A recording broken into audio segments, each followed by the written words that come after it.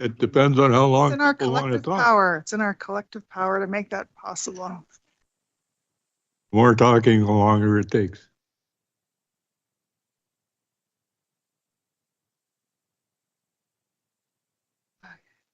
Close. We're going to have enough people to have a meeting anyway. That's good enough.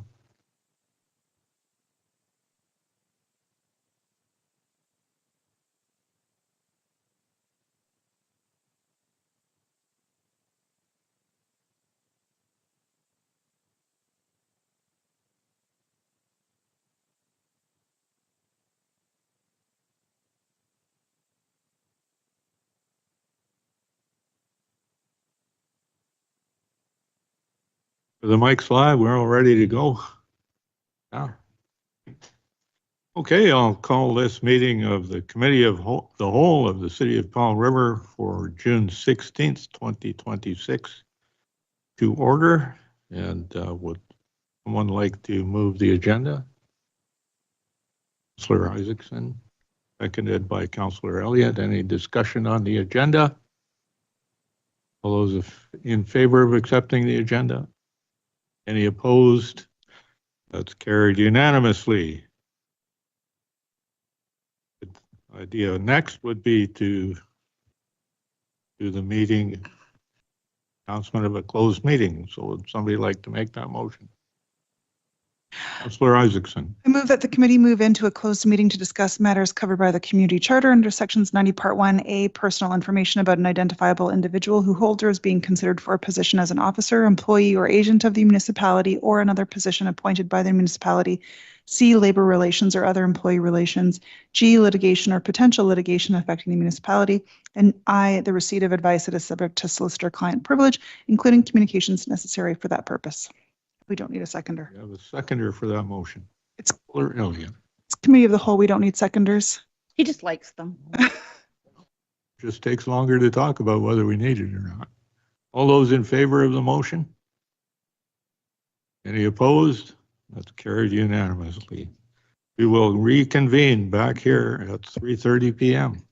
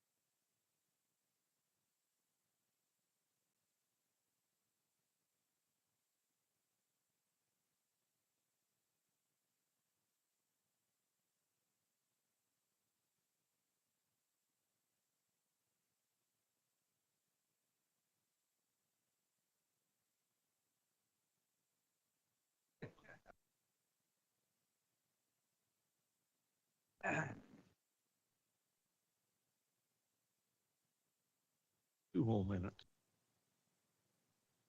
Got a hunch some of this will bring spirited discussion. We'll see.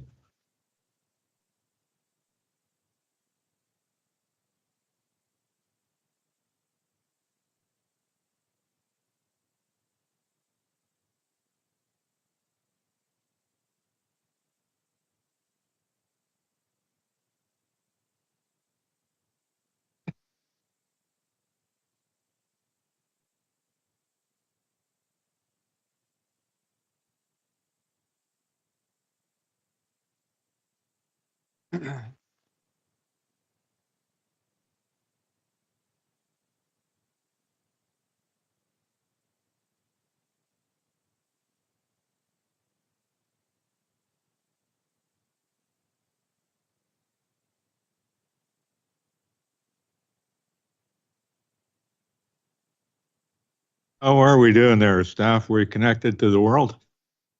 Thank you. I'm going to call this meeting of the City of Powell River Committee of the Whole together for June 16th, 2026. I want to acknowledge that this meeting is taking place on the traditional territory of the Tla'amin people who have lived here for many thousands of years. We're at the public input period right now, which means you can come up and talk to council, make comments about legislative matters, committee recommendations, or new business. And today those would be items 12.1 or 12.2 on the agenda. Does anybody like to make any public comments before we start the rest of the meeting? Don't see anybody standing up. Is there anyone on the phone who wants to speak?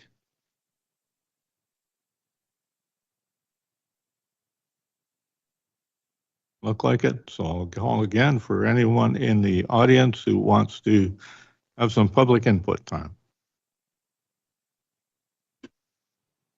Oh, here we go. I knew if we were patient, someone would have a comment. So I'm Kathy Koralik, and I'd like to make a statement about the bylaw amendments that are coming up and the additional cost to the city to look after the encampments and cleanup and that. I believe it should come from the province. It shouldn't be out of our coffers because this situation has been dumped on us, literally, and we shouldn't be paying for it. It should be out of the provincial coffers. That's it. Short and sweet. Didn't come to the end of the timer. Congratulations. So, anyone else with public comment? It will go on to the next item, which is the general matters is 7.1, a delegation from Annie Wise, Director of Sunshine Coast Tourism, regarding an annual update on activities of Sunshine Coast Tourism. And you picked the right day for it. The sun's out. Everybody's happy. Visitors are coming from all over.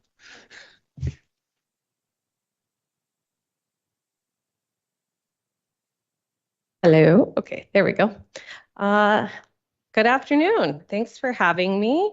I'm the Executive Director of Sunshine Coast Tourism. I appreciate the opportunity to present our 2025 annual report and just a brief update on the work that we're delivering on behalf of the region, including, of course, the City of Powell River. I know a few of you heard from me last week at the Regional District Board meeting, so I tried to shake it up just a little bit and give you a few new tidbits. So I'll start with, let's see, gonna work? Maybe I'll just say next slide for whoever's operating that. No, I can.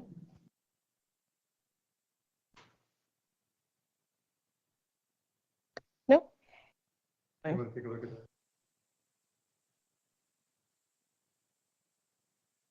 Oh, All right. here. Okay. Your dongle list?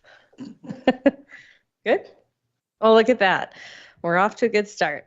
Okay, well, I'll start with a few notes on just the overall economic impact of the visitor economy here, which I think is especially critical at a time when all local governments are facing real financial pressure. Tourism as an export industry is one economic development tool that brings new money into a community and does so relatively quickly, especially compared to other types of economic development investment. Across the Sunshine Coast region, tourism contributes conservatively at least $256 million in direct visitor spending each year, and also supports more than 3,100 jobs, which represents more than 12% of the total workforce. It also generates significant tax revenue for local, provincial, and federal governments, which in turn pay for important public services, including healthcare and education. In 2025, Sunshine Coast accommodation room revenues grew by approximately 18%, which substantially outperformed the provincial average of about 5%. And several key months in the shoulder season, which is where we're focused, including March, April, May, and October, grew by more than 25% year over year. And at the same time, BC Ferry's passenger volumes for that same period increased by only about 1.7% for the different routes that serve this region. And what that difference really tells us is that growth in tourism is not simply about more people arriving here during the busiest summer weekends. We are working hard to generate more economic value from the visitors who come while encouraging longer stays, stronger business activity when the region has capacity and businesses need it the most. So this is really the kind of tourism growth that we want to see, not just growth for growth's sake, but stronger yield, and that's really the goal. Sunshine Coast Tourism as a nonprofit is also extremely disciplined in how we approach this work. We consistently measure the return on investment for our marketing spend at approximately a 35-to-1 return on investment. So what that means is that for every dollar that we spend on marketing, we generate approximately $35 back to the community through visitor spending. So when the city supports us in that regional tourism marketing approach, the investment is not just operating on its own, it's helping leverage that MRDT funding, the Destination BC cooperative marketing programs, private sector participation, and really the shared strength of the full regional brand with the other local governments of the Sunshine Coast pulling their weight along with you. So ultimately, the city's partnership through us is multiplied through a larger regional platform and helps us achieve more than what any one of us could do on our own. So while the work that we do is couched under a regional Sunshine Coast destination brand, we understand that every community in the region has its own identity, its own history, culture, and sense of place. And we're not trying to make any of those communities less distinct. And in fact, I think the opposite is true. Our job is to strategically help more people discover what makes this area special. And to do that through a regional platform gives us more reach. And so it's really about amplifying that local identity. Visitors don't experience jurisdictional boundaries, maybe in the same way that we as residents do. They build their trips based on coastlines, ferry trips, trails, food, culture, events, family connections, and a sense of place. And for many travelers, the communities here from Lund to Langdale are all part of that one larger coastal journey. And so it's stronger when we're connected, but there are some practical ways that we try to lift that identity of each local community. So here's some examples for Powell River and the surrounding area. So you see, storytelling examples around Cut Film Festival, the Sunshine Coast Trail, logger sports, biking at Mount Mahoney, all great storytelling that happens in this region. And this is really about what our collaborative approach to marketing should do. It creates that larger invitation while still helping visitors understand the distinct communities, businesses, and experiences that make that trip meaningful. Didn't go. Oh, there's a video there, but it's not loading. That's okay. So a major focus of our work is, of course, as I mentioned earlier, encouraging visitation outside of the busiest summer periods. And we know that, that's when the business community needs it. And it's also about, relieving pressure from other types of visitor activity where we might not have capacity on, a long weekend in August. And so if we can shift that demand outside of the busy season, then we'd be doing our jobs well. So some of the practical ways that we do that, for example, would be our new Sunshine Coast Flavor Festival. So we did it for the first time in 2025 and just wrapped it again in March of 2026, and it brought together more than 50 food and beverage businesses from across the region, including many from the city, giving visitors and residents a reason to dine out and spend money locally when businesses need it the most. So this is just an example of how we're helping position the region as a year-round destination. And the media coverage, like you see there, a clip from Calgary Herald, is just another example of how we're trying to help position and working with travel media to show that the Sunshine Coast is not just a summer beach destination, although it does it very well. Let's see. So looking ahead, so for the rest of this year and into 2027, there's a lot of opportunity. So as I'm sure everyone knows, the FIFA World Cup is now underway with Vancouver being a host city.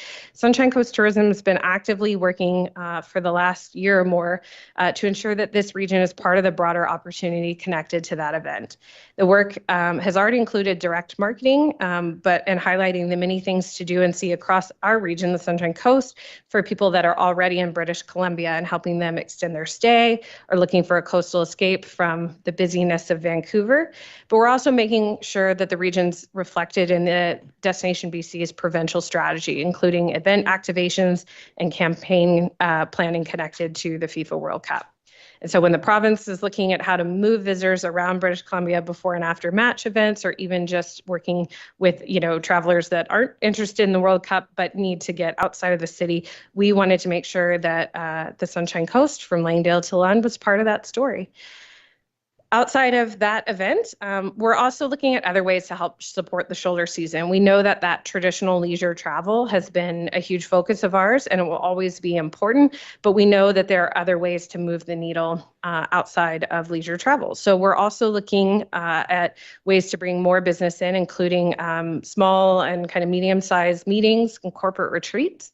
We're looking at sport tourism, film tourism, and other ways to support festivals and events and encourage more development in those, again, outside of the key summer months. So, these are areas that are especially relevant. We have, particularly here in Powell River, there are many facilities that aren't available in in the same way in every part of the region. So whether that's your recreation facilities, performance and event spaces, we know that there's a lot of opportunities to help fill some of those spaces by attracting different types of community events year round. So our role in that is really to help inventory, package, promote, and connect those opportunities so that it's part of that regional story and position those markets where we have the best chance to succeed. So just to close out, we know it's a large rural region and really Sunshine Coast Tourism is a community shared asset. So we support you through regional economic development, through helping businesses be more resilient, creating awareness for the destination and encouraging visitor spending, as well as just the long-term strength and sustainability of the visitor economy. And so some of the work that you might see might be ads, articles, and videos and campaigns, and that's really a great part of the work we do, but really the deeper value is the work that's happening underneath around supporting local businesses, connecting our communities, addressing some of those challenges, and also preparing for the years and seasons ahead. So thank you so much for your continued partnership, and I'd be happy to answer any questions you might have. Time for questions and comments. Mr. Mayor, you're first. Thank you. Through the chair, do you have any statistics on the impact that pickleball facilities have had on tourism in cities and towns in British Columbia? Oh, that's a good question. I don't have specific data on pickleball tourism. Not to say we couldn't look into that and see, there might be some of the provincial sport organizations that have collected some of that information. There are so many passion sectors. In fact, I was just having a conversation with somebody earlier today about disc golf and how many disc golfers are coming here as a growing and popular sport. So it's hard to get sometimes that niche just with the different types of data collection we have. So I'd have to look into that further to get specific data around. Thank you. Thanks. Councillor Elliott. Thank you, Chair. Thank you, Annie-Louise. I went to a funeral on the weekend, so I drove all the way to Vancouver and back in one day. On my way home on the Langdale Ferry, I was reading a map produced by Sunshine Coast Tourism, and it said that, It had it was a map of the lower Sunshine Coast, but it said that this is the Sunshine Coast and encouraged people to find all these wonderful things on it. And my question was, there was no reference to the Sunshine Coast being actually bigger than that map at all. When you read that map, it seemed like it ended at Earl's Cove. And so that was on the BC ferries. So people could read it while they were on the ferry, which is great. I just wondered if language or more information on the maps to indicate that it isn't the entire Sunshine Coast and that we are also the Sunshine Coast. I don't believe that would have been one of our maps. It had your logo on it from Sunshine Coast Tourism. So we have the tearaway map that we produce is double-sided, and on one side it has the entire region, which includes all the way up to Humphrey Channel and into Toba Inlet and through Howe Sound. And on the back side, it's split half and half with like a little bit more zoomed in view, one half on the southern Sunshine Coast and one half on the north. So depending on where it was, maybe somebody had it folded and only looked like that southern. No, it was on a little booth and there was nobody manning the booth at the time, so I couldn't ask. But I couldn't flip it over because it was under a little glass. I know the one you're talking about now. So that's the Sunshine Coast Super Map, which is created by an independent third party. And we did, they don't even exist anymore. So that's an old piece of content. Can you give BC Ferries a new one? I have asked, and they don't seem to be willing, but I'll keep trying. But that's not a map we produce, and certainly we are committed to any of our content equally representing the entire region. So we don't make any content that's just, one half of the coast for the map, because that's not our mandate. Okay, thank you. Councillor Palm. Thank you, through the chair. Always a pleasure to see your smiling face in the gallery when we walk in, as we saw today. Thank you for the information that you're sharing. I just have one concern and one question that I have to ask. You have a direct voice to the higher up executive BC Ferries. They hear from me a lot. I, as part of my role with Sunshine Coast Tourism, and together with our board of directors, we've made multiple submissions to BC Ferries, the corporation, to the BC Ferries Commissioner, the Authority Board, as well as the provincial government. I am also have recently joined the town of Gibson's new ferry advisory committee, and I've specifically stated as part of that committee that I'm trying to bring a regional lens to the conversation. Where is that advisory happening? It's committee replaced the former ferry advisory committees, which we've only met a couple of times, but I'll be really interested to see how that goes. For a meeting with somebody from BC Ferries, and it'd be nice if we could get some local representation here again with what's happening on the Comox run, where you don't have a reservation, you're out of luck basically, because they came over and couldn't fill the lower deck, sailed with only the upper level full because of short staffing. Queen of Surrey was down again on Monday afternoon for hull repairs. I mean, to bring tourists here, you've got to have reliable transportation. Our citizens, even though we have beautiful new ferries, deserve better. So if you can do any work in that regard, spread the word. We need local input on an advisory level. Greatly be appreciated. Thank you very much. Thank you. Councillor Isaacson. Thank you, Chair. I'll ask one of the same questions that I asked when I was representing Councillor Elliott at Regional District, which is related to the need for the previous report that you had related to the need for medium-sized venues. And if you could speak to what's your understanding of the current need in terms of meeting spaces, but also the market mix of hotel rooms, and where you see gaps that a city might consider when we are interacting with potential developers or those interested in lands in our community, What should we be trying to attract here based on your knowledge of our community?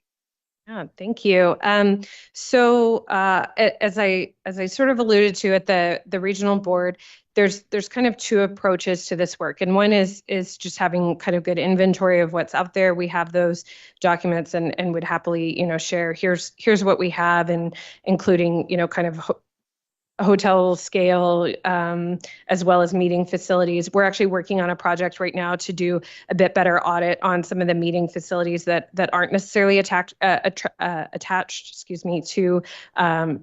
a hotel or accommodation, to make sure that we have good stats on those too. We haven't prepared like a proper, I guess, like a gap analysis and feasibility study. But anecdotally, I can certainly tell you that, particularly in Powell River and Cathet, the missing piece is in terms of a quality of accommodation that would be considered like upper mid-scale or even luxury.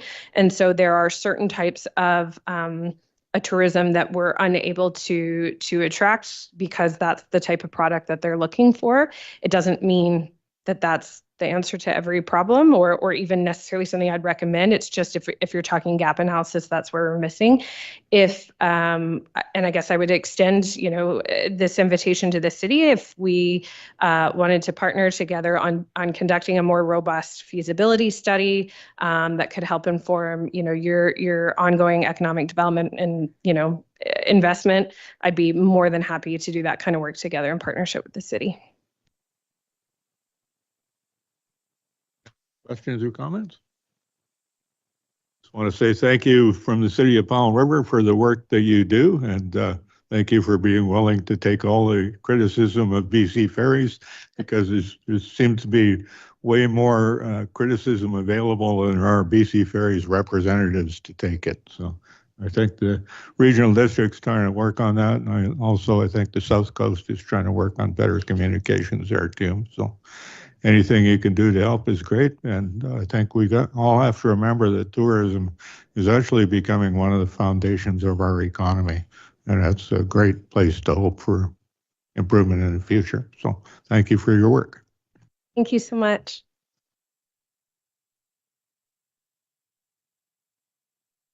Number 8, consent agenda. Is there anything anybody would like to remove from the consent agenda? There being only one piece in there. Don't see any. Would somebody like to move the consent agenda? Councillor Southcott. Any discussion? All those in favor? Any opposed? That's carried unanimously. And we have no items removed, no legislative matters, no unfinished business, and we are down to new business.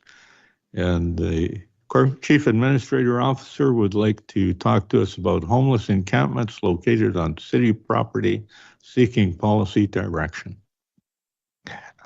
Perfect. Thanks, Chair Dowd. So again, my full report, I believe it's like 18 pages, is in the Committee of the Whole agenda. I'm just going to do a brief summary overview, and the idea is that we've got most senior staff here, and we want to open up the dialogue with the committee, with council, in terms of next steps. There are some recommendations in the report, but I'll briefly go through some of the highlights of it, and then we can get into the conversation here. So the city of Powell River, like most other municipalities in the province, is affected by homelessness and has seen an increase in the number of homeless encampments located on municipal property. With the opening of the new Driftwood shelter in late April and the support of the province through the Homeless and Encampment Action Response Team and the accompanying encampment working group, now is the time to bring an update to council on homeless encampments located on city property, along with a request for policy direction to mitigate the effects of the encampments. So off the top, I wanted to acknowledge that the city is being forced to play an enhanced role as a landowner due to issues that are, I'll say, completely outside of our control. The impacts of inadequate provincial supports with respect to mental health and addiction, poverty reduction, and supportive housing are most keenly felt at the local level and are inevitably being managed by local government. However, it is critical to underscore that municipalities cannot litigate or enforce our way out of homelessness and its impact on communities. While staff are looking for policy direction from council, we are aware of the advocacy that continues to take place for more fulsome solutions, including ongoing work with BC Housing for long-term supportive housing options and rezoning of city lands to facilitate below-market housing. So council has also advocated for and initiated numerous homelessness and housing-related initiatives during their team, and a complete list of these resolutions is attached to my report as Appendix B. I think it's important just to highlight that off the beginning because we're going to be getting into trying to solve problems, but I know there's been a ton of work that's been done by this group already in terms of trying to help move the issues forward. Again, regional and provincial collaboration is needed in order to do this and to do it properly. So to set the context of how we got to this place, in March of 2025, the 20-bed emergency shelter located in Powell River closed, displacing 20 individuals. With no shelter options, individuals began sheltering outdoors in several main areas, including Complex Way, Barnett area, the trail system between Complex Way and surrounding areas, the Open Cathette Regional Hospital District lands, and Willingdon Beach Trail. Smaller encampments have also been constructed in a variety of other locations. The shelter closure left no additional shelter options, and with a lengthy prioritization list for the only supportive housing in the community at Blackberry Creek, very few options remain. 77 individuals in the community sheltering outdoors in dispersed locations across Powell River, and these individuals are sleeping in tents or unsanctioned structures. With the opening of the new Driftwood shelter, there's an opportunity to see up to about 40 individuals access the shelter. And as can be seen from the number of individuals currently sheltering outdoors versus capacity at the Driftwood shelter, there's currently not enough spaces. So on top of the lack of available beds, a number of other considerations are in place regarding the Driftwood shelter, including the fact that some people have expressed they do not want to go to the shelter. And for some of these reasons include pets, limited storage options, or couples that wish to remain together. There have also been reports of concerns for individual safety. Many choose to set up encampments in remote areas because of a perceived risk for life and personal safety associated with shelter and general congregation. Again, the timing of the opening of the shelter with the warmer weather, there's expected to be less uptick in shelter usage this time of year. And then there are rules associated with the shelter that some people do not like, such as the fact that it's a first come, first serve shelter with intake beginning at 4 p.m. and closing at midnight daily. Although mitigations are in play through the partners of the encampment working group, again, which is part of the HEART program, the reality is that there will be a number of individuals and encampments located on city property, despite the best efforts of the community partners. Having individual shelter outdoors on city property brings up a number of issues that have been identified by staff, and again, working with the encampment working group. The full list, again, is included in my report, but some of the key areas include significant costs due to emergency response calls, increased risk of wildfires, complaints from public about garbage waste accumulation, a public perception of increased safety risk due to increase in unplanned interactions with encampment residents, environmental concerns, including for fish-bearing streams in proximity and impact to forested areas, concerns about inappropriate discarding of drug paraphernalia, and life safety health concerns for encampment residents due to the inherent risks of living rough outdoors. So although the HEART program has proven to be a positive support, the actual responsibility for ensuring that city land is maintained in a good state and local bylaws are upheld is the city's. And that was made clear to us through participation in the encampment working group, that they are here, they being the province and BC Housing and the others, to help support. But in terms of any authority, the encampment response plan does not speak to the landowner's authority to enforce land use. On municipal land, the city is responsible for serving notices under the Trespass Act and potentially the Transportation Act. So all of the city lands where encampments are or have been located are zoned for park use, whether developed with recreational facilities or in a natural state, and are under the custody, care, management, and jurisdiction of the Parks, Recreation, and Culture Department. Although the current City of Powell River Parks bylaw limits the times in which the public can access the park between 6 a.m. and 11 p.m. unless authorized by the director through a park use permit, they are woefully out of date and need to be amended or replaced. Changes to the parks bylaw would need to reflect that the legal landscape has changed considerably since the existing bylaw was enacted in the 1970s. So, I mean, this is a really old bylaw in terms of a city, and although it worked almost to date, it's a challenge. Most notably, since 2008, there have been a number of decisions from BC courts pertaining to outdoor sheltering in public spaces.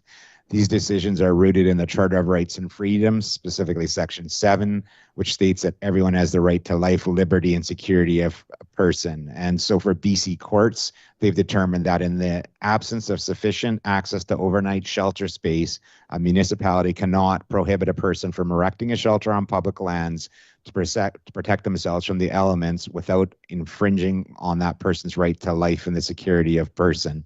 And so the practical effect of this is that in communities where the demand for emergency shelter spaces exceeds the supply of such spaces, an outright ban on overnight sheltering in parks is unconstitutional and unenforceable. So again, going back, as there have not been adequate shelter facilities since the emergency shelter closed in March, the law, city staff have not been enforcing the current blanket prohibition against overnight sheltering in parks.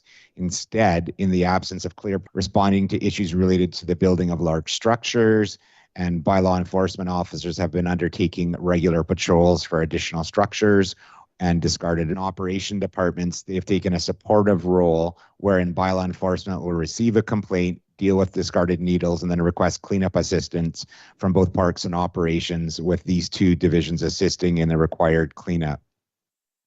In terms of their individuals may be involved either as victims or offenders, medical well-being checks and complaints related to unwanted persons are been attempting to remove all encampments and unhoused people from municipal property.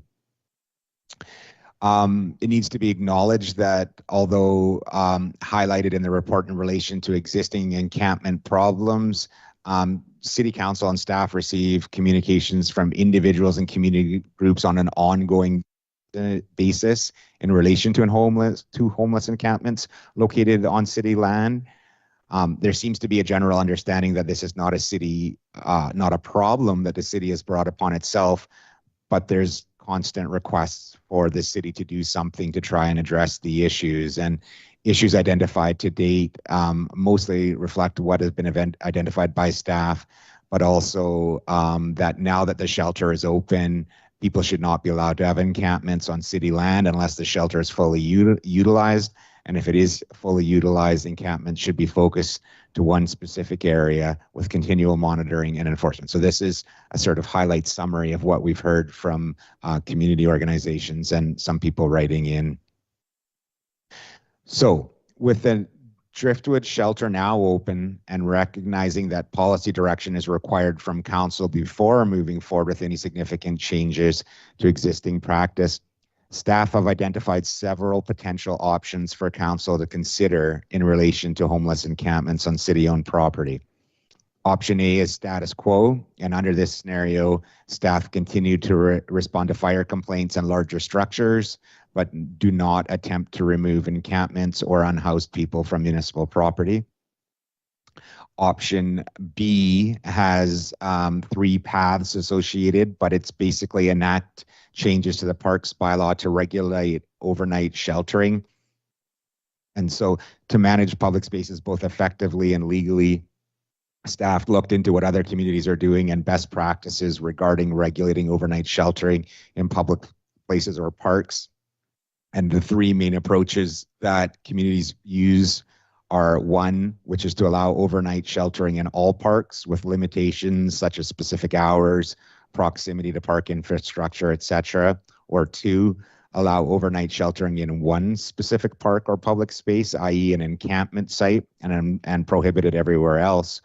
Or 3, prohibit overnight sheltering in certain parks and allow it in others, again with limitations. Again, those are the 3 sort of paths that seem to stand out when we do the scan of what's taking place. And again, we worked closely with the encampment working group to see if there's other solutions out there that maybe we haven't identified, but what we keep hearing is that it's very location specific and there's no one magic solution.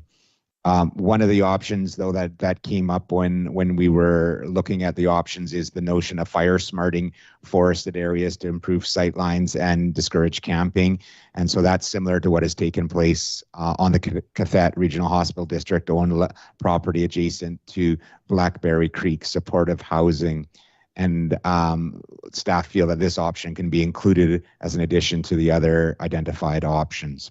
So my report goes through the various options, highlighting the financial and operational implications in detail. So not going to go through it because there's a lot of information in there, including statistics and dollar values and a lot of information. But when the various options were reviewed, the recommended approach for council consideration is option B, path 3, which is to prohibit overnight sheltering in certain parks and allow it in others with limitations.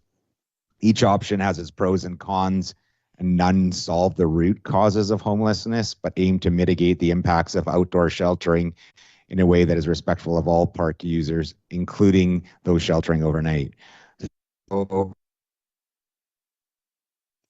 Will allow the city to regulate temporary outdoor sheltering in a manner which balances the city's responsibility to provide for stewardship of parks, trails, and public assets, the individual rights of the charter, the individual rights under the Charter of Rights and Freedoms, including the rights of freedom of assembly, freedom of expression, and security of the person, the needs of the unhoused to have a place to shelter with staff's ability to monitor.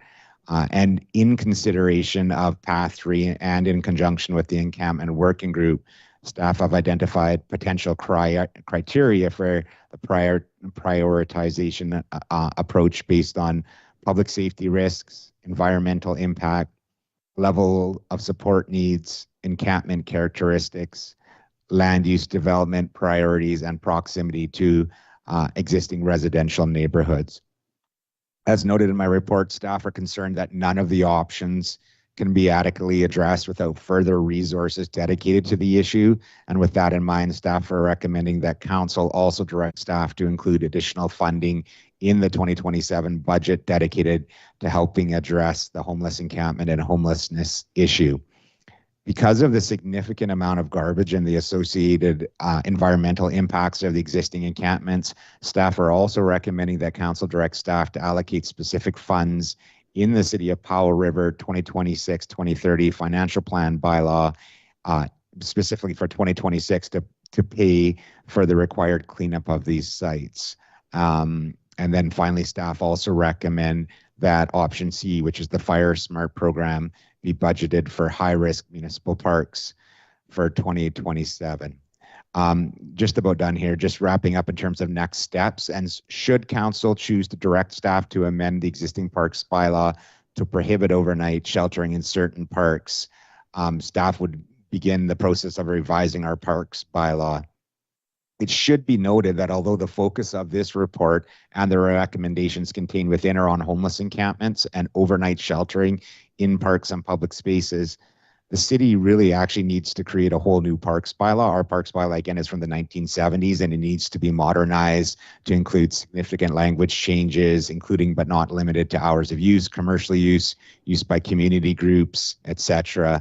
But at this point, we're really just focusing on amendments to focus on overnight sheltering as the first step. And once staff have had a chance to implement those changes, they'll begin work on a new, more comprehensive parks and open spaces bylaw for council considerations. In terms of a timeline for implementing any council direction, should the committee of the whole make recommendations to council, they would go to the July 2nd meeting for approval. And then once approved, staff would undertake any required work with consideration of first 3 readings to come back for August 18th council meeting.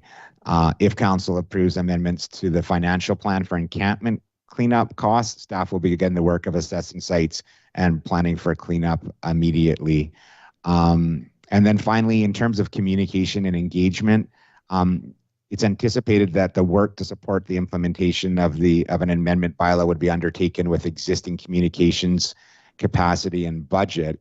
And if direction is given to create an amended parks bylaw, which includes restrictions to overnight camping, there would not be a fulsome public engagement process for identifying the potential overnight sheltering locations. This work would be undertaken by staff utilizing the criteria as outlined earlier in this report and brought to council for consideration.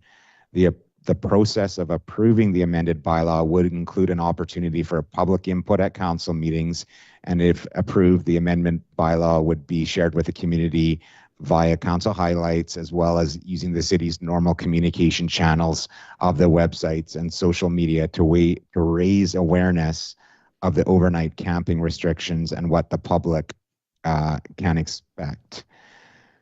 So finally, again, myself and I and other staff are available to answer any questions. There are proposed recommendations in the report. And again, I apologize for the volume of information. I was going to do a fancy PowerPoint to do it, but I didn't have a lot of photos to put up there, and it was mostly words. So again, the idea is that we're bringing this for council consideration, committee consideration, and we're open to answer any questions that committee council has.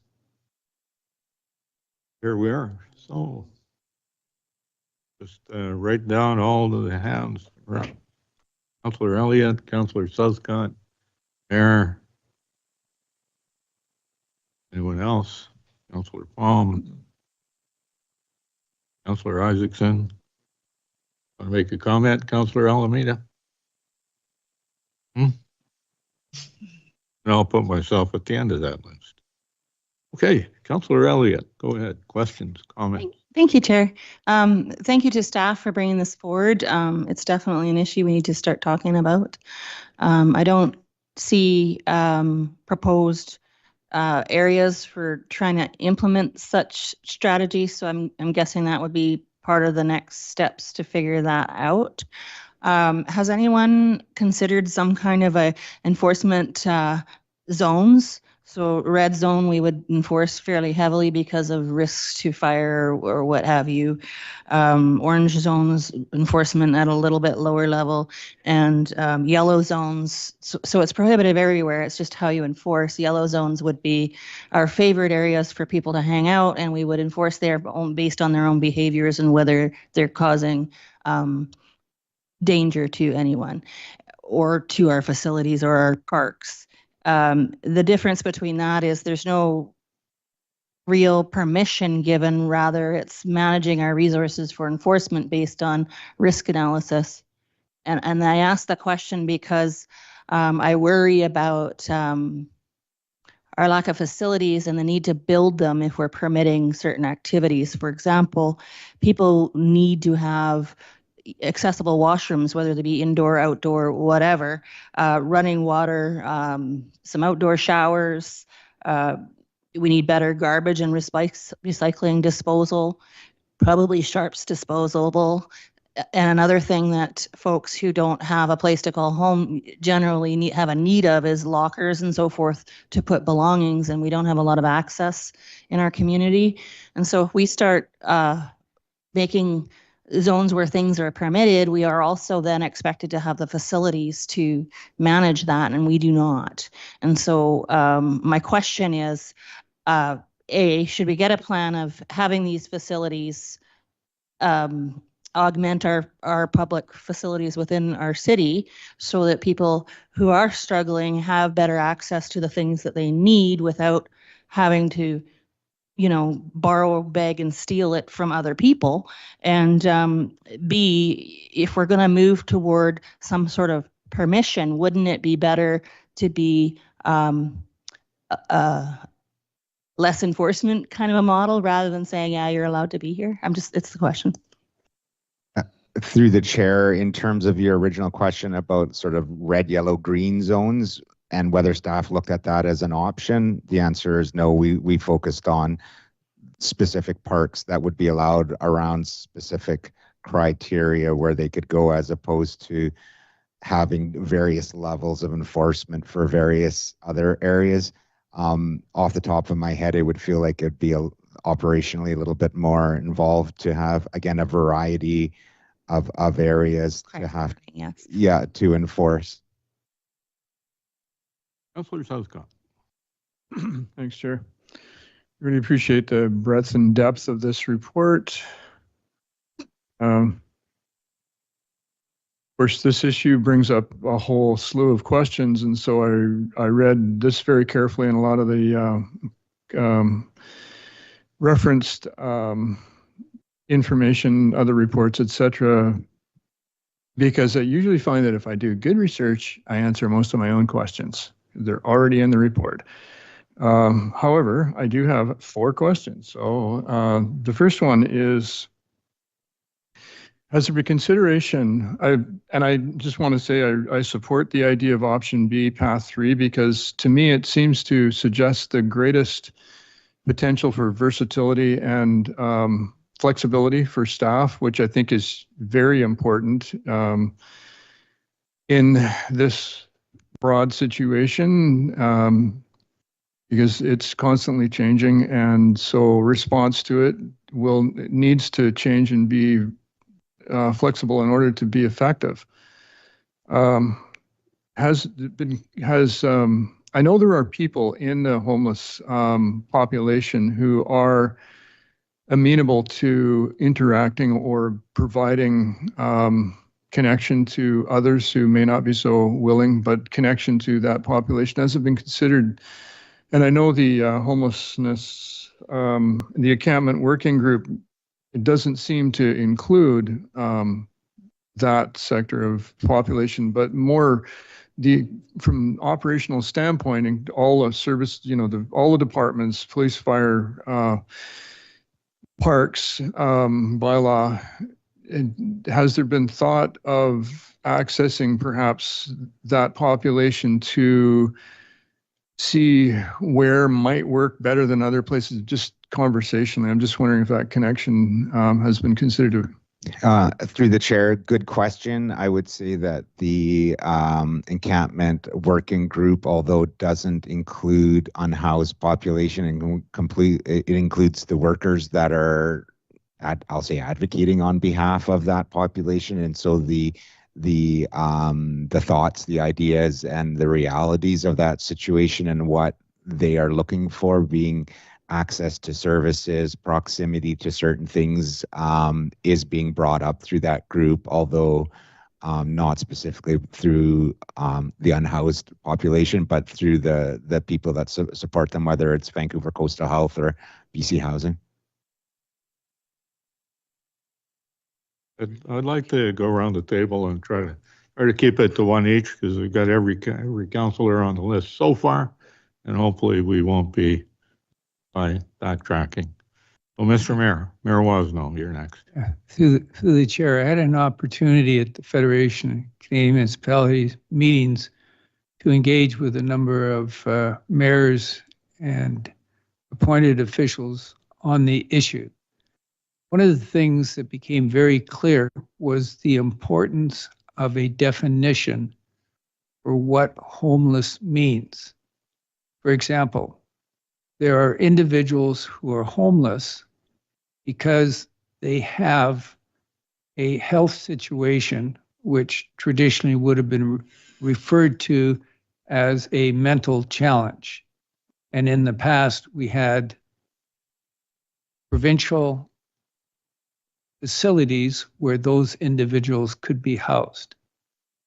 We also have individuals that have made jobs of selling drugs, and they have convictions.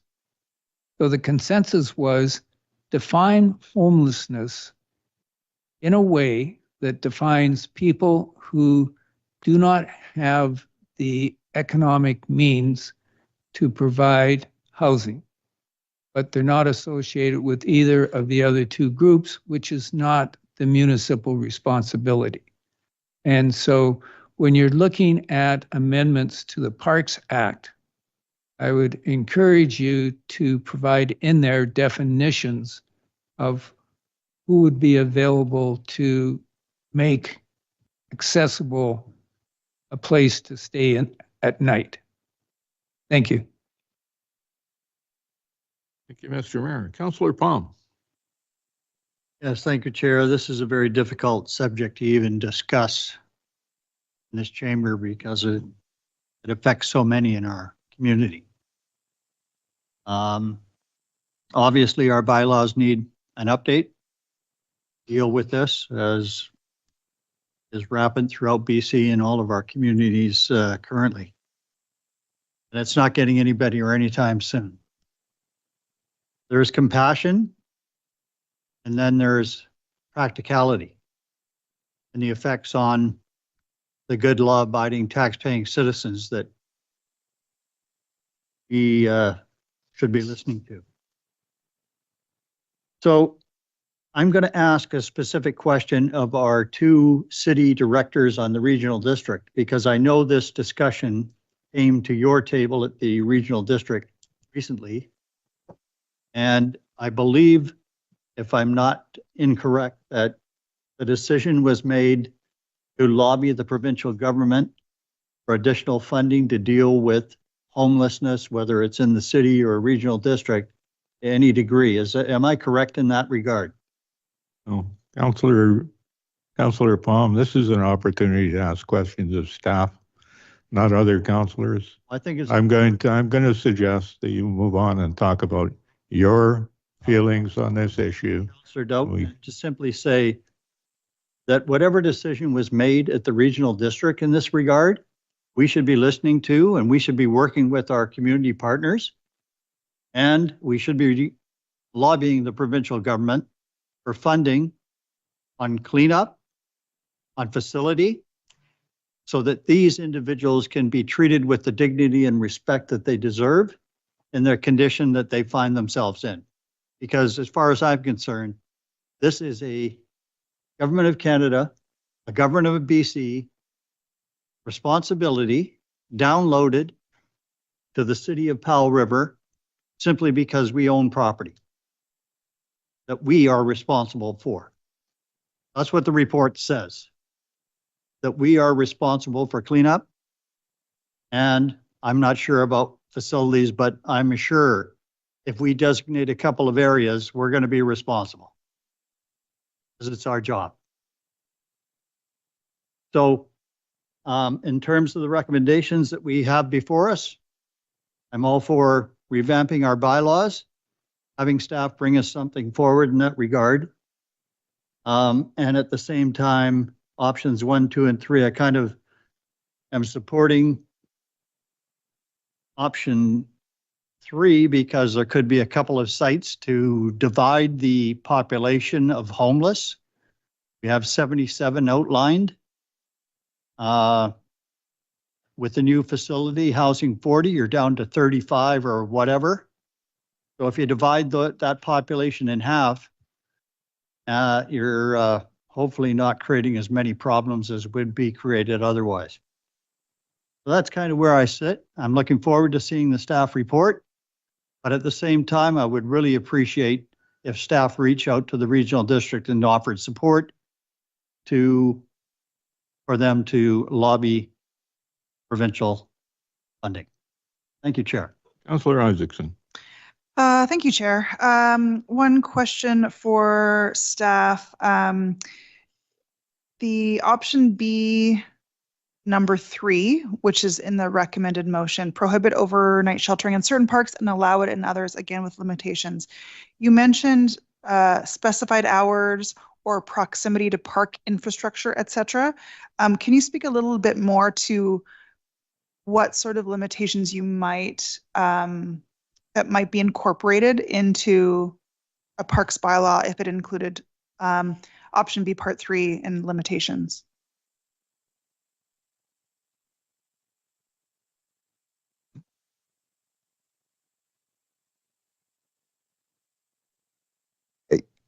In general, we've talked about what the mechanics of that would look like, but what we're really talking about is identifying a location where people could do it, identifying specific locations within parks that would be allowed versus other ones that wouldn't. And the corporate officer and myself have had a number of conversations about the best way to move forward. That I don't think we've landed on exactly what it'd be, but it would be identifying locations.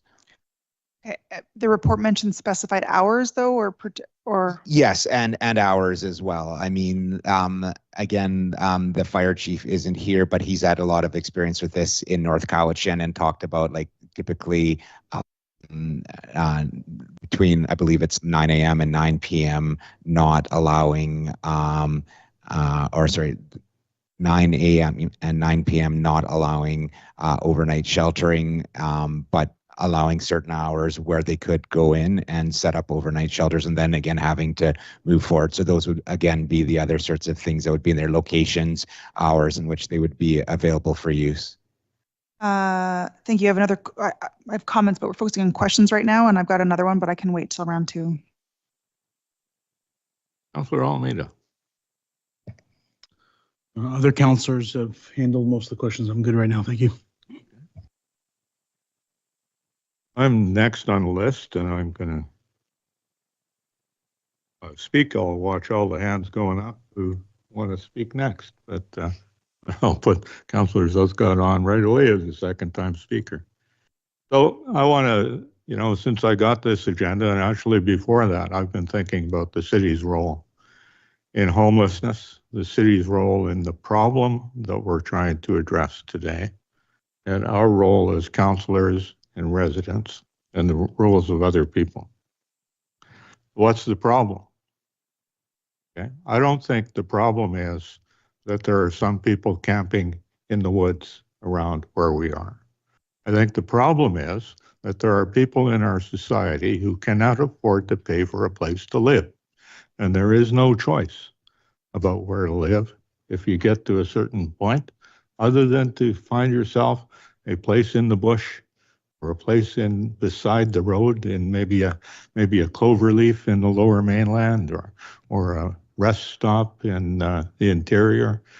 You have to go somewhere, and people have done that by setting up tents in different places. And the problem that they exist, the problem that they are human beings, and the problem that they don't have enough money to pay for housing won't be resolved by any of the suggestions in this package. Okay? They just won't. The problem is economic. And I've looked into it. I've looked at the Statistics Canada reports for income and costs of living, the comparison of the income and the cost of living to various groups in society in the last number of years from 1972. And from 1972 to today, the bottom 20% of people have been losing their share of income to the top 20%. And the cost of living has been going up just as much for the bottom income earners in our society as it is going up for the people at the top. And the difference is that the cost of living has gone up faster for people at the lower end of the income scale than is their income. And that's where we are. And you can deal with that. The federal government can deal with it, but not the local government. I don't think there's anything we can do locally to change that.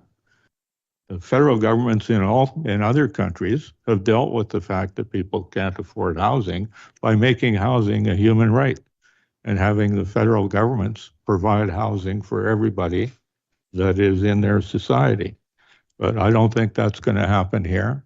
I don't think it's going to happen for a long time. So here we are. We're in an economic situation and we're trying to deal with the people. And the fact is that there are homeless people in our community, and that makes a lot of people uncomfortable. But what's the solution? Well, right now, there's a solution that people are living in different places in the parks and the forests and in bushes all over the place. And it's not a primarily good solution, Because if you were looking for a decent place to live for everybody, you would find some place to live where you could provide decent sanitation, showers, toilet facilities, shade, room to get your food and to prepare food in a safe way, so you're not creating a fire in the forest. All those things that need to happen. I don't think that's in the budget that's being put before us for $30,000 to $70,000 a year. The money is not there to do that. Okay, who's going to participate in the partnership with us? So Councillor Palm asked the question: what is the regional district going to do? That's not a secret. Their document, their May 5th letter, is in our package. And the regional district outlines that what they've done. They've enabled provincially funded and operated supportive housing. They've supported timely implementation of an indoor housing pathway. They've collaborated constructively without assuming service delivery responsibilities. And they believe they have fulfilled their enabling role, and the QRHD is appropriately positioned to adopt a maintenance and curtailment and containment posture rather than an expanded operation role. I'm reading from their report, which is in all the packages that we all have. In other words, the regional hospital district is not going to contribute money to moving people around the city. And that's what these bylaws are aimed towards. They're about having bylaw officers, possibly requiring support by the police, to go at 9 o'clock in the morning to various parks in the community that should get chosen, and tell people to get up, get their stuff together, and get a move on. And do that every day, all the time. That's not going to solve homelessness. People are not going to disappear. They're still going to exist. They will be spread throughout our community. And every morning we will have an increasing number of bylaw officers that are required to do that. The cleanup is something that, if we were going to provide a place for people to camp, cleanup I would think would be part of that. But I don't think the budget that's in our package today would do that. And I look for examples that have come up in the news of successful places where this strategy has worked. This is not a brand new strategy. It's happening all over the place. And every night on the 6 o'clock news, almost, you can see someplace where a community that have set up in a park or beside the road is being moved along to some other place. I went to see a movie at the library about the White Cart Initiative, which is an initiative in Kelowna where they had set up a moving memorial in a white cart, which was a memorial for people who had lived in homeless encampments who had died. And frankly, there was no place that people could go to grieve these people, these friends of theirs who had gone. And this is a common thing. It's not the kind of thing that only happens in Fall River. It's happening everywhere. And I don't think that it makes sense for us to try a solution that we have to know ahead of time is not going to solve a problem. It's going to cause expense, and cause other problems down the road. I agree with what Councillor Southcott is saying. If you're going to decide where people should live and how they should be living and what's going to happen to them at 9 o'clock every morning, it'd be nice to actually talk to those people and see what they say, see what their reaction would be. I wouldn't like it if somebody was there 9 o'clock in the morning roasting me out of my house and saying, get out of here, don't come back till 9 o'clock tonight, and good luck for finding your possessions when you come back. I think we need to think about those. So, the safety of the residents, my choice in all of these would be to go with the status quo. I think if we want somebody to pay for policing our parks and to pay for doing those things, we should be approaching the provincial government and say, you brought help to the federal government to bring this problem upon us, provide us with the money, provide us with the cash to go ahead and do a dignified way of serving people dignified way of finding them places to live and to sleep that can be done safely and properly. Otherwise, I think we're better off to go with the status quo. So that's my 2 bits worth, and I took this long to say it because I think you need to know. So continue on. Councillor Southcott, you're a second-time speaker. Thank you, Chair. Specific question with regard to land. Clearly, all okay, so it's jurisdictional, basically, I guess, with respect to the different departments that are going to be or that are mentioned that are going to be responsible or dealing with this challenge. And parks is definitely mentioned, but obviously the parks bylaw needs serious amendment. But clearly, the challenge is not restricted to parks. I'd like a little more understanding of how parks actually fit in. Is it thought that the parks would be the designated locations for moving people to, if that's possible? Just specifically, or is it thought, is the thinking broader to include all potential areas within the community? Obviously, there are some parts of our community, the wilderness areas, where there have been fires that are really not a good place for this activity to be happening, and that's very clear. So I'm just wondering, how restricted is it to parks, and how broad is the possibility to have all the departments being able to be active and free to do what needs to be done, whatever that is, across the whole city? Thank you. Through the chair to Councillor Southcott, the current encampments are all within areas that are overseen by the Department of Parks, Recreation and Culture, which is a bit broader than just parks as we know it. That includes all parks and green space. It also includes the grounds surrounding all of our civic buildings. So the parks bylaw, what we would foresee that looking like would be similar to what it is now, that it is parks and green spaces bylaw. That would include, in essence, all of our spaces that are utilized by the city, and that would align currently with what we oversee with our park staff and our civic staff. Great, thank you.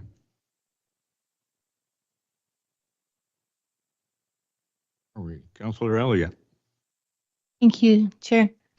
So if we're contemplating a future where we're trying to keep people from leaving their tents more than overnight, I would be interested in knowing, like, a quote to put in a bunch of lockers so that it's actually physically possible for people to do something in the day without packing their entire world with them on their backs.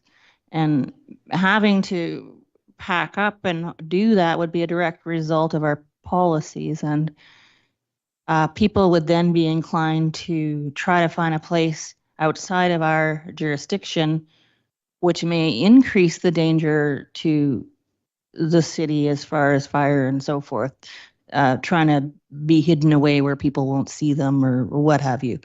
And so I don't think that having just rules and enforcing them without the facilities to go along with it and without understanding what that's going to cost us is actually going to improve safety for the city or our situation.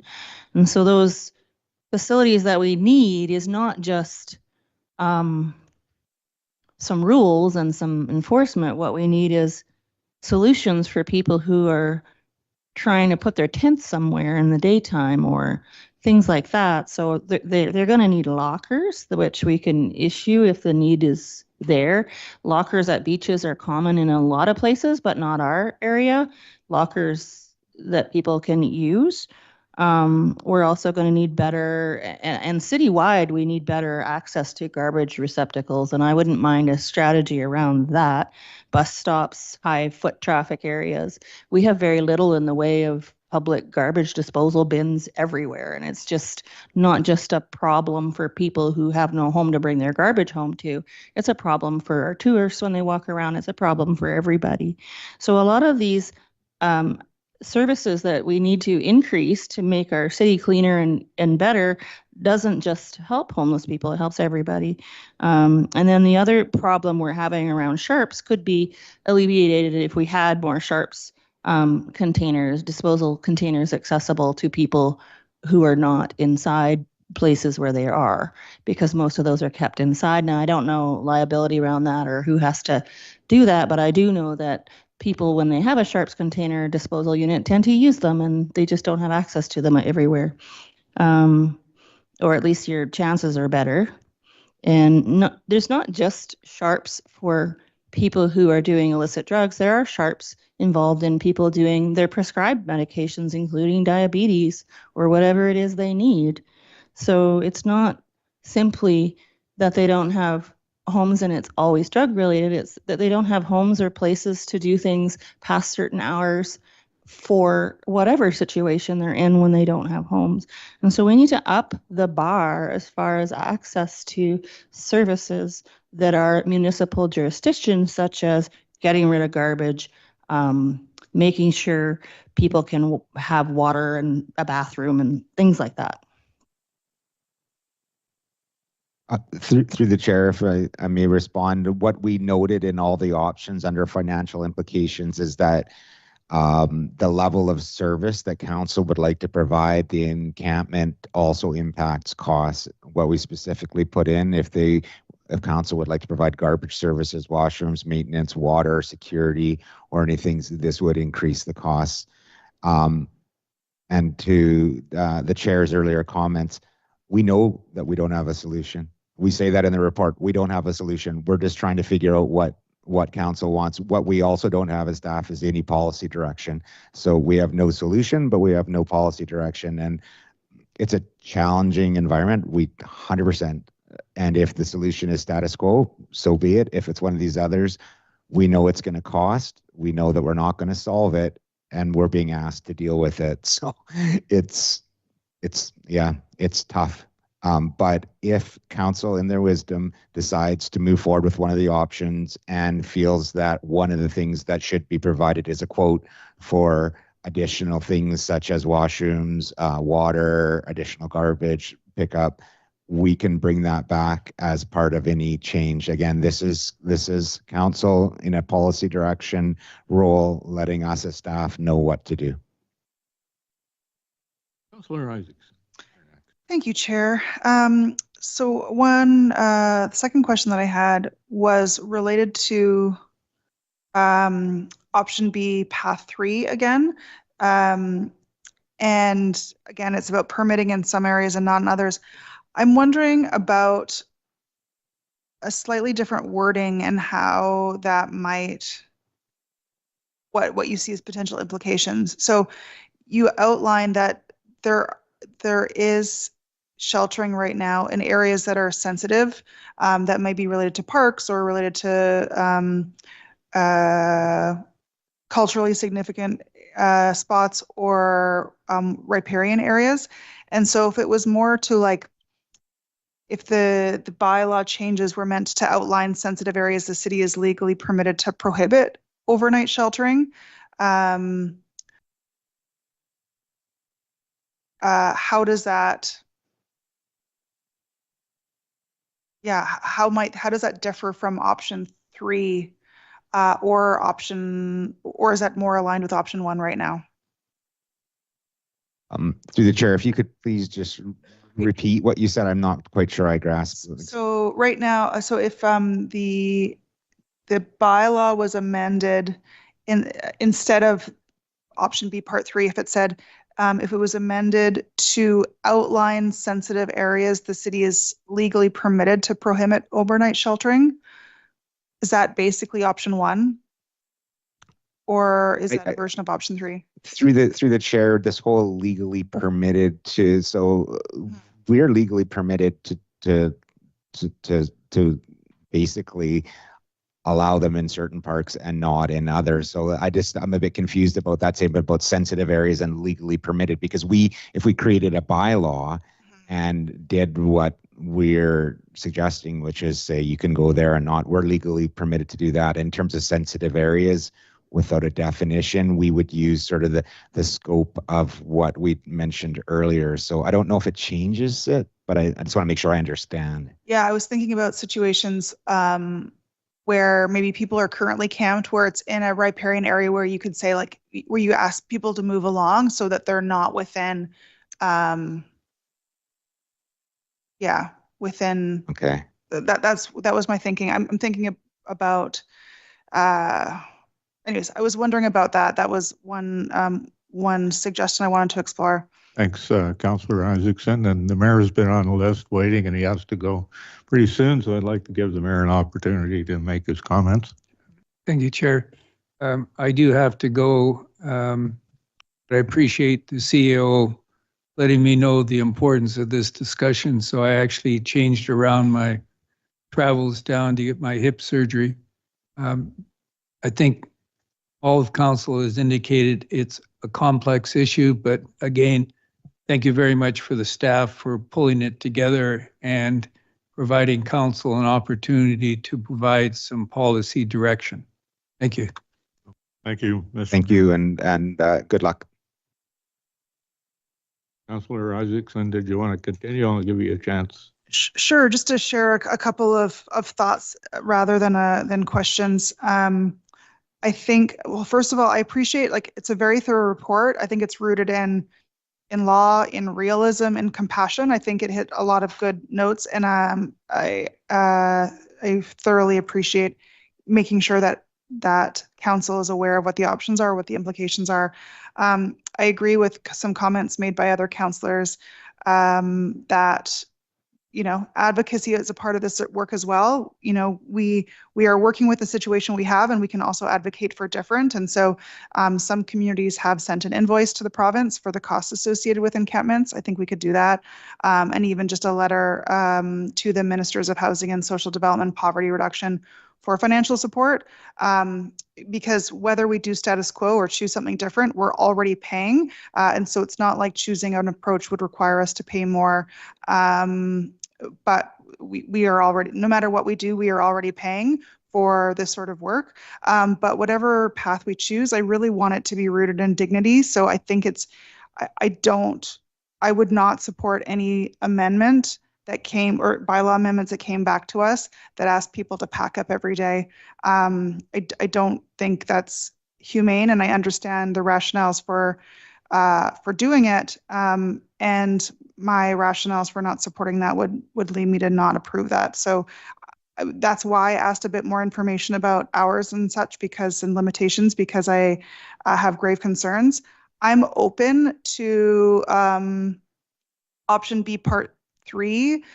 But so much of my support for that really depends on the details that we would actually see from staff.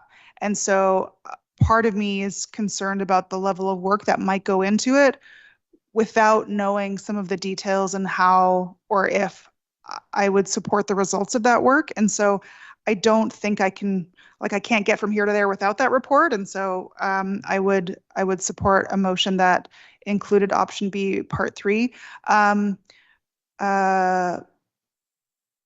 I would also consider supporting a status quo or option B, part 1.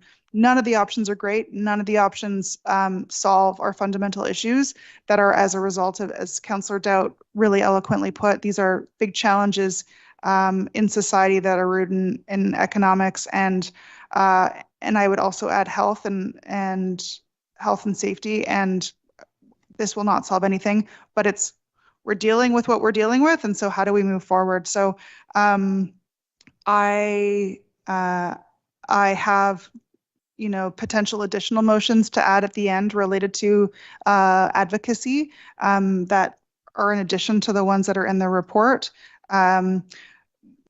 one other consideration as I'm thinking through which option to consider is similarly to how some people are choosing not to use the shelter because the rules don't work for them, because they want to stay with their partner, because they have a pet, because they want to have in and out privileges. The rules don't work for them, so they stay somewhere else. Similarly, if we are restricted in our overnight sheltering bylaw, people will choose additional options if things don't work for them. And so if we have limitations, I think what we'll end up having is people choosing to spread out again, and that's what one of the issues that we're dealing with right now. So I'm trying to, similar to how I said the report is rooted in law and realism and compassion. I'm trying to figure out what my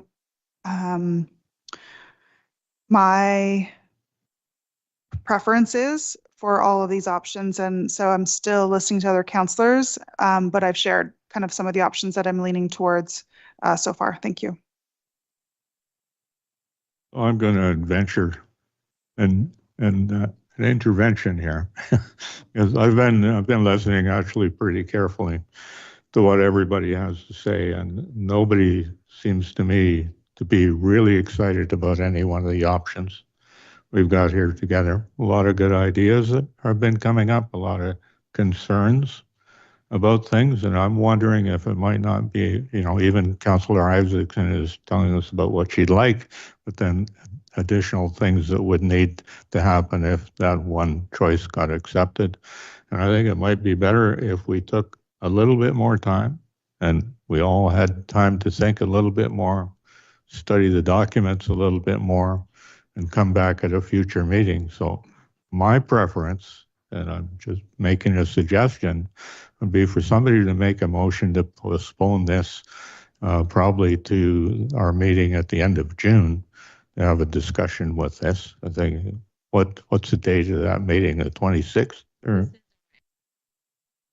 June 30th. June 30th is the next, June is the 30th. committee of the whole. So that's my suggestion. I don't know if anybody wants to take me up on that, but Councillor Isaacson?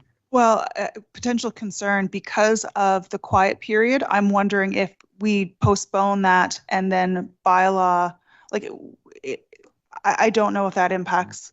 No, okay, we're good. No, again, if it's in process and we're not looking to start a whole new initiative with public consultation. I'm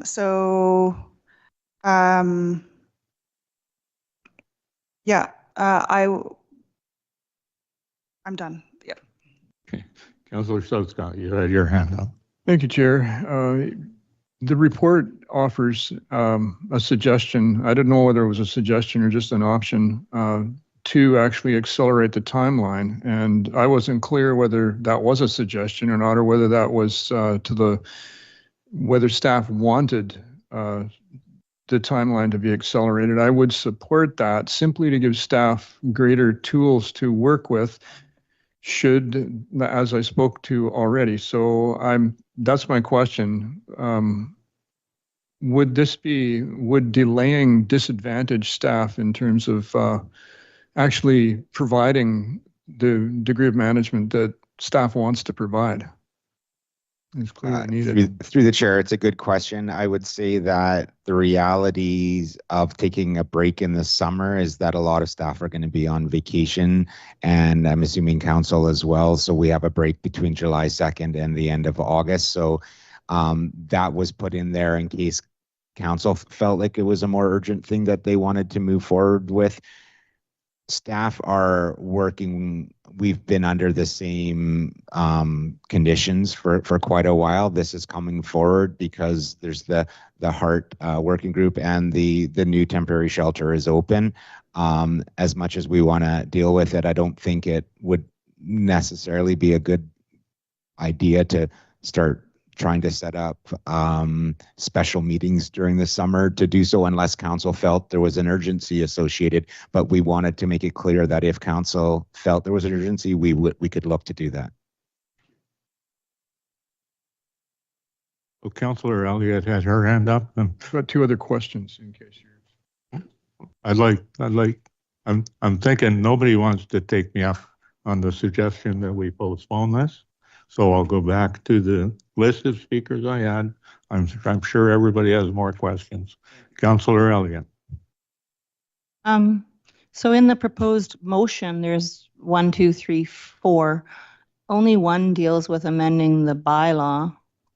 The others are about getting resources that are required to deal with a situation that we're already dealing with. And so I guess my question is the budget proposed in section 2 of that motion to help us do the work to come up with new bylaws and maybe the resources needed to make that work, including maybe quotes for some of the things I was mentioning? Or is that specifically to implement new bylaws once they're done? Through the chair, that is actually just for the cleanup of the existing garbage and burnt out structures that currently exists. Which is required with or without a bylaw change? Which exactly is, it's separate from that. Basically, there is garbage dumps that need to be cleaned up and burnt out structures that exist just beyond the view. And in order to clean that up, staff are estimating that would need to spend about $30,000. Might be less if we get partner organizations to help, but it's specifically just for the cleanup and dealing with the sites. It's nothing to do with any of the other actions that would be on here. So just as a follow-up comment, I'm in favor of fire smarting. I'm in favor of putting the budget that is required to clean up things that we need to clean up. It's our lands, we got to clean it up. My question, I guess, is can we also track it as being affiliated with the additional work that should be addressed by the province, or so that it's better for us when we do advocate and we have solid information? Through the chair, yes, and we're part of the challenge has been is that it hasn't been really tracked separately, but the idea moving forward is that we are going to start tracking it separately so we can have a better idea of what we're spending. I like that. Thank you. Councillor Southcott, did you have something you wanted to add? Yes, thank you, Chair. Just 2 quick questions. On page 2, the words prioritization list are used, and that's I took that to mean waiting list, like for the Blackberry Creek supportive housing. And the second is, has staff is there any chance, and has staff looked for grant money to look after that $30,000 budget increase? Through the chair, to date, no, we haven't. We really were focused on just trying to get a cost estimate in place, review what was out there, and then bring this to council. We could look into that. And again, my hope is that if we were able to partner with organizations who've helped in the past, such as Cathette Coalition to End Homelessness, there might be a way to make that cheaper. But staff can look into it for sure. Prioritization list did mean waiting list? That's correct. So we've had a nice long chat, and second and third time speakers all around the table. As we got to where anybody wants to make a motion yet. Councillor Pong. Yes, Councillor Doubt. This committee of the whole is an opportunity to make comments, and staff is asking for input. So I'm going to make a couple of comments for input, but just to make this meeting go a little smoother, I'm going to make the motion that we postpone any decision today until the June 30th meeting, as you have recommended. And I'll put that recommendation on the floor at this moment if somebody wants to second it. You don't actually need a seconder. Okay. I've been I put it on the chastised floor. with that a couple of times Now, already. I'll say a couple other words to the motion. So in terms of recommendations to staff, and with all sympathy to staff, they're between a rock and a hard place. We're all between a rock and a hard place on this because, Councillor Doubt, you refer to this as a homeless situation, economic situation. I think the correct term that you're using now is unhoused individuals. And a large component of that is the lack of treatment and addiction issue that keeps raising its ugly head. So it's all one. and we've got to deal with it. So my preference, just 2 cents to staff when they are going to bring back something down the road in this regard, is that we think clearly in terms of public safety, containment, and so that our first responders know where the problems are going to originate. Because over this long hiatus of the summer, while staff may be working on this, we have fires and warm weather that present a prominent risk in our community. And that first and foremost is in my mind in terms of the public and our community. Having said that, if we can limit it to a couple of spaces so that we know what we're dealing with and reach out to the public at the same time for funding, I would much appreciate that coming forward. Thank you, Councillor Dowd. And the motion's on the floor. Thank you, Chair. I do not support delay. I think there's a lot of work's gone into this report. I do support the recommendations that are in the agenda. Who knows? Councillor Elliott. I'd prefer to make sections 2, 3, 4 of the recommended motion. And if we were going to postpone anything, it would be the section 1 to give us a little more time to think on the actual bylaw recommendation that we want to vote upon. The other 3 sections I think are less controversial and are going to help staff to manage over the summer some of the things that are happening and make sure that we're preparing our next year's budget to include fire smarting and increased capacity to deal with our issues in the city. Else? You have a motion, Councillor Palm's motion. All those in favor? You're looking curious, Councillor Elliott. Just a point of clarification. Councillor Palm's motion is to move the entire slate versus just object point 1 as per Councillor Elliott's comment. Councillor, would you like to repeat? I'm going to ask Councillor Dowd for clarification because I thought that was what he was asking for. The motion, I believe, and I hope staff got it down, but the motion, I think, was to postpone the decisions on this item until June 30th. Pretty simple, pretty straightforward, not complicated. There's a lot of subpositions within it, but the whole thing, if this motion passed, would be brought up again on June 30th. That's what I thought the ask was. Thank you. Is that clear? No, don't see any other hands up for discussion, so all those in favor? That's 2. All those opposed? The motion is defeated. I would make an alternate motion. Go ahead, Councillor Elliott. I want to make the motion as worded in sections 2, 3, and 4 of the recommended motion. Okay. 2, 3, and 4. You want to explain your motion? Certainly. So sections 2, 3, and 4 address putting budget towards addressing our staff's need to deal with things that we have to deal with. And also including fire smarting in our next year's budget so that we can fire smart areas that need it and increase visibility, which also helps in managing this situation, similar to what happened in the Cathet Regional District forest next to the supportive housing unit. And I'm in favor of doing all of that, and I thought I would move that forward while hoping to give us a little more time on figuring out what we want to do with the bylaw. Else? Comments? All those in favor of the motion? Opposed? Councillor Palm and myself opposed. The motion carries.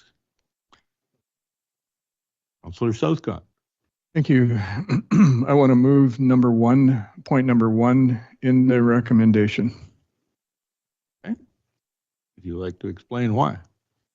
My As I said before, I believe there's been a lot of work done on this. I personally have carefully studied the reports and all the attached information. I do support number one. I don't think there's a need for delay. And I want to see staff have as much endorsement from this table as possible to do what is a difficult work. That's my justification for moving number one. Anyone? Councillor Elliott's hand. Curious. He's a second-time speaker, so go ahead, Councillor Elliott. First time for this motion. You don't restart. You have to restart the clock each time there's a new motion. Go ahead. Thank you. I don't know if I'm quite ready to vote on this one yet, but I don't argue that it might be the best way to go. I just want to have a little more time to think about it. So I would move to table this motion to June 30th. Okay, so we have a motion to table from Councillor Elliott. Any discussion? Councillor Isaacson? Yeah, I think motion to table is usually within the same meeting, so it'd be a motion to postpone this motion. Sorry, whatever it is to get it to come back on June 30th. Yeah. Whether it be postpone or table. I think a motion to postpone would be just fine, Councillor Elliott, if you wanted to make that, as long as nobody has any. I'm fine with that amendment. Yeah, the main idea, I believe, is for council to Consider it on this June 30th. on June 30th and discuss it again. Yes, the motion to postpone would be appropriate, but to a specific date. So just June 30th, I presume, is what you're looking for. Councillor Southcott. Thank you, Chair, for your patience. So I really don't want to see this motion fail. I mean, I don't want to see so my question is, I would support postponing if it meant that we would fail this first point, because I want to see this first point succeed, and I'd prefer it to succeed on the 30th rather than fail today, because if it does fail, then it can't come back again. Isn't that true? Okay, just a point of order, Councillor Southcott. None of us can guess what's going to happen at the end. We're making a motion, we're debating it. None of us can predict whether it will pass or whether it will fail tonight or at the next meeting. So if you can just concentrate on your feelings about the motion, whether or not you feel it should be postponed or not, is what's on the table right now. Point of order, Chair. How I vote on this motion depends on the answer to that question. Yeah, I think I've been clear. There is no possible answer to the question, what if? I don't agree. It's a procedural question, Chair.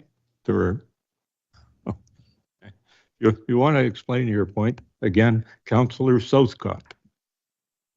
If we fail a motion, the question is, my understanding is that motion can't come back, either the motion itself or something that is like it, only just slightly worded differently. And that's my question, because I don't want to see this. I don't want to see this ultimately fail. I don't want to get caught in this stupid procedural knot. Well, I'm going to try to help you with a point of order. You want to ask staff, go ahead, but staff can give you an answer, but I'll tell you, I'm still the chair. So staff, go ahead and have a try. So reconsideration of a matter could take place. So that's one option, is the reconsideration if it was defeated. But there are restrictions associated with reconsidering a motion moving forward. So the motion that's on the floor is to postpone a decision on item number 1 in this report until June 30th. If this fails, we will be back talking about the main point in motion number 1. All those in favor, Councillor Isaacs, you have more debate. Thank you. Yes, to this motion. So I think if we are not going to receive any additional information in the next 2 weeks, then I'm in the same place that I'm in now, and I don't think I need to postpone any further. And so I'm wondering through the chair to staff if there are any questions that have come up today that that you feel council would benefit from more information on 2 weeks from now that would add to what you've already prepared, or whether like given the types of questions that you've heard tonight. Through the chair, thanks for that, Councillor Isaacson. I don't think so, to be honest. I think really it's a challenging situation before council, and I've heard that there may be an idea that the notion of having people move out of the place every single day is not an option. So there is the ability for these recommendations to be tweaked if someone felt that there was a subset of it, but I don't think there's any actually more information. It's more just about what individual councillors would like to see done. Okay, so on the question of postponement, all those in favor? Favor two, so that's 1, 2, 3, 4. Those opposed? So Councillor Isaacson is opposed. So that means that we will be postponing this, and item number 1 will be discussed again on June 30th. Councillor Almeida. Thank you, Chair. Related to this topic, I wanted to put a motion on the floor that I've already sent over to our Deputy Corporate Officer. At Thursday's meeting, we are voting on the recommendations to request UBCM ministerial meetings, and that deadline is next week, so this is time sensitive. One of the recommendations we're already making is to the Minister of Housing, but that one is specifically related to concerns around the suspension of the Community Housing Fund. I would like to make a motion to add to that motion for Thursday that we also request funding to aid in the process of physical cleanup of homeless encampment refuse. Thank you. I can back that up as well. It's not Just, doable. I hear all the discussions going on here, and I see the discussion going on at the staff table. I'm not sure there would be any impediment to you bringing that motion up on Thursday when we're discussing that item on. Fair enough. Does staff agree? Sorry for the crosstalk in the meeting, Chair. I'm just trying to confirm the last actual piece of motions that were done, just to confirm exactly what has been voted on and what hasn't. I can fill you in on what the question is right now. Councillor Alameda wants to add some detail onto a request for a minister's meeting. He would like to do it today. I had suggested that there is no reason he couldn't make that addition to one particular meeting on Thursday. That would be appropriate, Chair. Okay, work for you, Councillor Alameda? Fair enough. Good idea too, by the way. So the next item would be 12.2, I think. Chair, Is, I just think staff was asking for clarification on the previous items voted on. And so if you want to review what we voted for or against or postponed, that would be great. So to clarify, through the chair, what we had was a motion to postpone all of the items. no, recommendation from Councillor Palm, which was opposed and did not pass. Then we had a motion from Councillor Elliott that items 2, 3, and 4 be recommended, and that passed. Opposed was Councillors Palm and Doubt. And then we had a motion from Councillor Southcott that item 1 be recommended. Councillor Elliott moved that that motion be tabled until June 30th, and that motion passed, which was opposed by Councillor Isaacson, as Councillor Southcott did not raise his hand at all.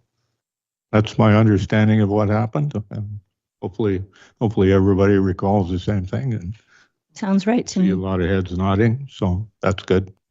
Well, thank you for your patience. Thank you, Chair. So that, I believe, brings us to 12.2, which is water supply and restrictions. Councillor Southcott. Did we need to vote on Councillor Almeida's motion? No? Okay. No, he's bringing it up on Thursday. There's been a lot of things going on. So. Thank you, Chair. In previous years, we've had a verbal update from Director of Infrastructure at times, particularly following the announcement of water restrictions, which I totally support, generally speaking, because I love conservation. In view of, obvious concerns with limited snowpack and precipitation, I just asked for the Director of Infrastructure maybe to give us a brief verbal update so people can be assured that we're in good shape for this year, which I expect we are. Thank you. Sure. Thank you, Councillor. So this is a very brief update, obviously. I got a chance to get a look a little bit into the history around our wonderful water supply, and it is a wonderful water supply, something that's extraordinarily precious. It's in great shape. It currently is in great shape. There are, obviously, with the and is confirmed by the UN now coming our way. It'll be interesting to see what happens during that time and how it's affected. We do have to be sensitive to it maintaining its height because of fisheries, downstream fisheries impacts potential, and also developing our resiliency to adapt our habits to when we do get into trouble. And it doesn't happen overnight. It takes time to get there. So we have got a great source. We've got great quality of that source. We have great capacity at the moment. That can change with a fire in the watershed. This is an interesting lake. It receives most of its water from the storms and then some springs. Not affected too much by glaciation or the reduction in glaciers, so we've got a great piece there. But the weather is changing, of course, and it can't predict it. Climate's changing for sure, and the weather is very difficult to assess in future, but the intensity is gaining, but its duration over the year varies differently than it was before. So we may have less water at the time we need it most, i.e. the driest time. We have a reservoir that's pushed to its limit at 6,000 cubic meters, or the Olympic pools of water that we actually in the summer use every day, run everything in the city.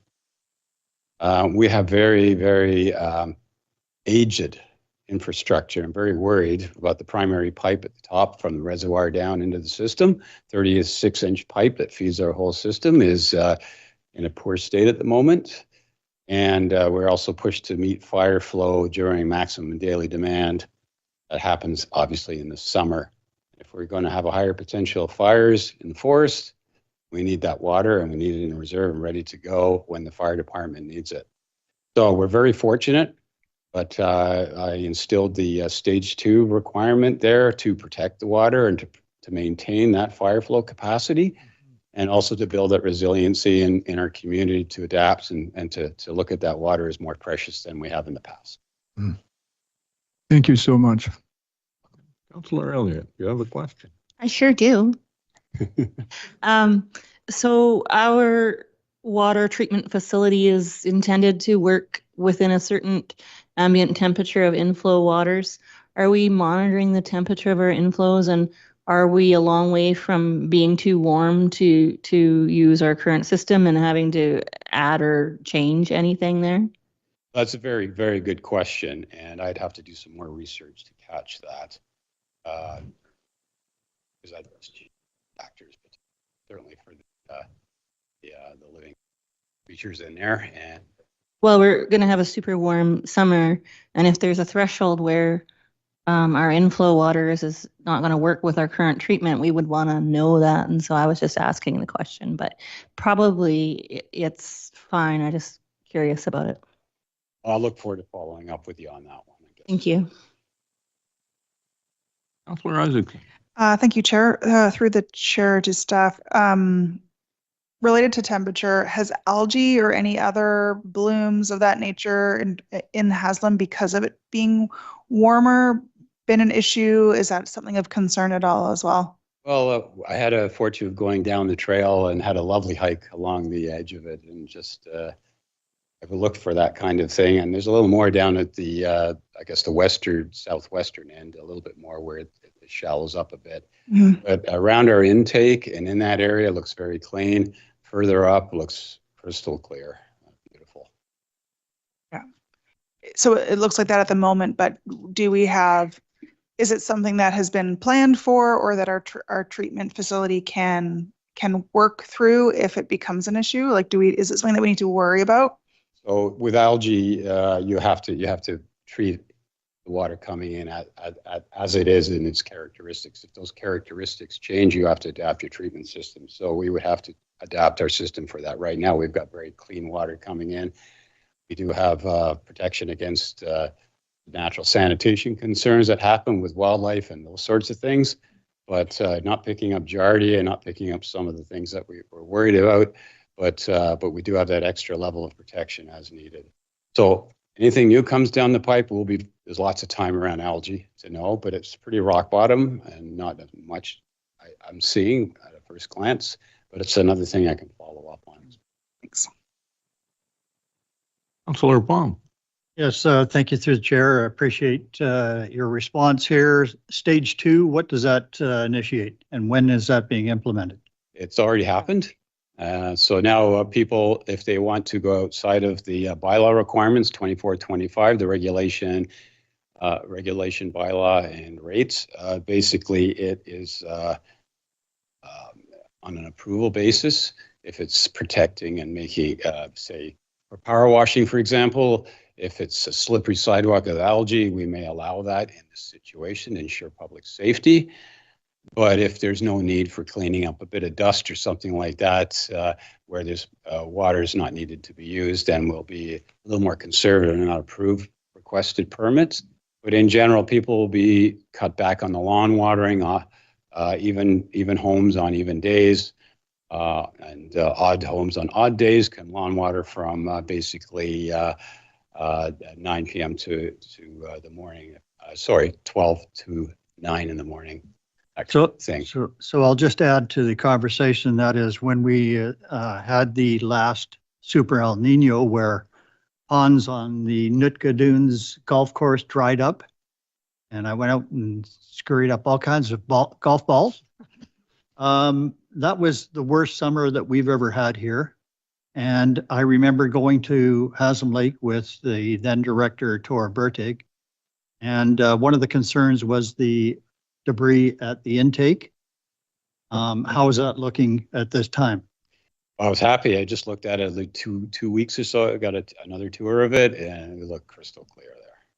Looking good. There wasn't a lot of logs and debris in the way. Excellent. So during that, we'll add during that summer when we did inspect, because there was great concern because of that spring feed that lake has, the level of that lake went down minimally. So I'm just expressing we are so very fortunate to live here in Powell River with 32 lakes and Haslam Lake. Thank you very much. See on the other end. So thank you for that. Very good news. You're welcome. So next item on the agenda, I think I can do it even with my glasses off, is public clarification. Any questions? We'll start with Mr. Galinsky.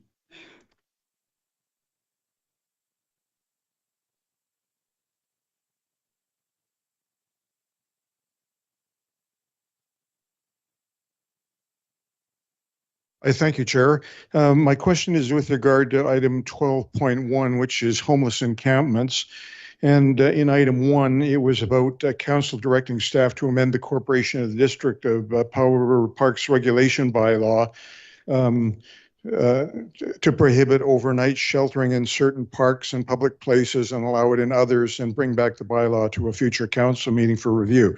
I realize that's been postponed, but what I'm wondering, Chair, is how would the city decide where to prohibit and where to allow overnight sheltering?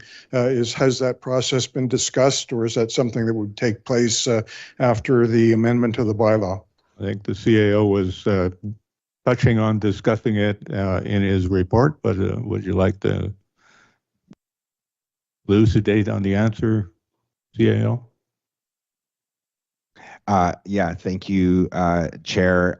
Again, as noted in the report, the potential criteria for prioritization approach would be based on public safety risks, environmental impact, level of support needs, encampment characteristics, land use development priorities, places where young people gather, and proximity to existing residential neighborhoods. So those are and it's highlighted in my report as well.